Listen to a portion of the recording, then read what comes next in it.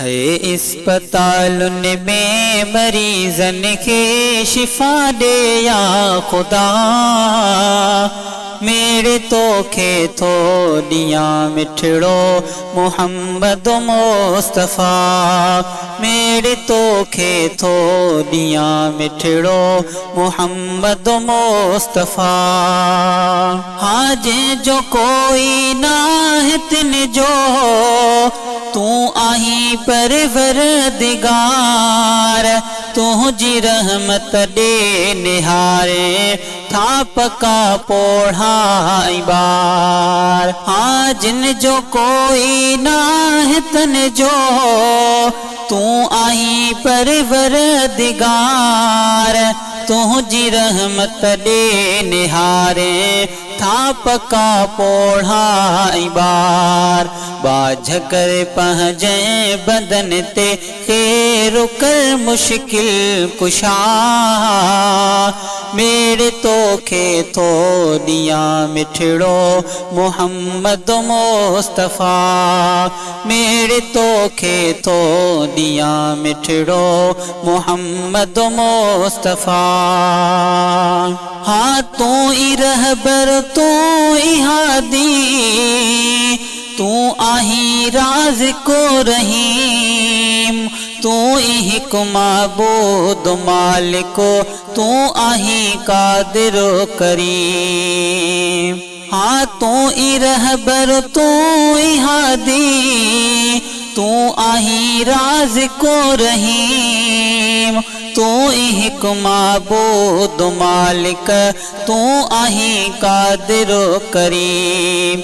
जिन बशर मोहताज तू जा सबो झुकन शाहो गदा। मेरे तोखे थो दिया मिठड़ो मोहम्मद मुस्तफ़ा। अस्पतालन में मरीजन के शिफा दे या खुदा। मेरे तोखे थो दिया मिठड़ो मोहम्मद मुस्तफ़ा। हाँ या खुदा हर फर्द खे है दर्द खा आज़ाद करे। पंजतन जे तू मुहाबे शहर वस्तियों शाद करे। हाँ या खुदा हर फर्द खे है दर्द खा आज़ाद करे। पंजतन जे तू मुहाबे शहर वस्तियों शाद करे। दर्द वारन जा सभई कर दर्द साईं तू दफ़ा। मेरे तोखे थो दिया मिठड़ो मोहम्मद मुस्तफ़ा। अस्पतालन में मरीजन के शिफा दे या खुदा। मेरे तोखे थो दिया मिठड़ो मोहम्मद मुस्तफ़ा। हाँ जह नबी जे इश्क में खल क्यों अथई सारो जहां। जह मथा नाज़ुल कयो तो पाक ही आहे कुरान। ओ जह नबी जे इश्क में खल क्यों अथई सारो जहां। जह मथा नाज़ुल कयो तो पाक ही आहे कुरान।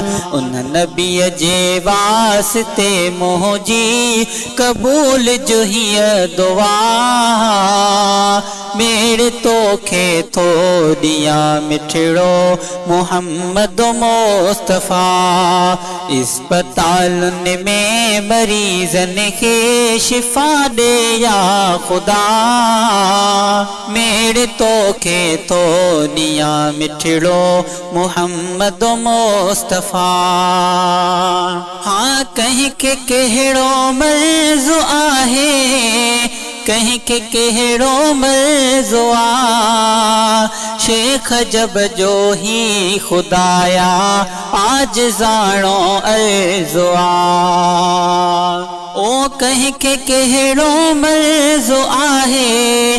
कह के कहिड़ो मर्ज़ुआ शेख जब जो ही खुदाया आज जानो अर्ज़ुआ सेहत याबी दे सभिन खे कर करम जी तूं अता मेरे तोखे थो दिया मिठड़ो मोहम्मद मुस्तफ़ा इस्पतालुनि में मरीज़न खे शिफ़ा दे या खुदा मेरे तोखे थो दिया मिठड़ो मोहम्मद मुस्तफ़ा मेरे तोखे थो दिया मिठड़ो मोहम्मद मुस्तफ़ा।